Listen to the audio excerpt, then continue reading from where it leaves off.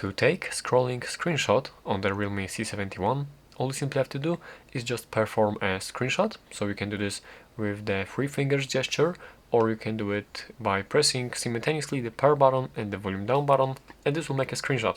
And if you want this screenshot to be like scrolling, you need to be actually at the page, at the application or like website where you will be able to scroll. So now let's quickly make a screenshot. I will do this with this three fingers gesture.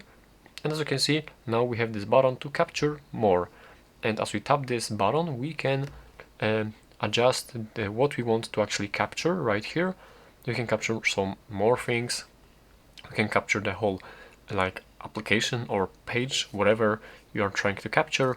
And yeah, simply adjust whatever you need to adjust right here. And after that, press save on the top left corner. And this will save your screenshot as this long picture. Let's take a look.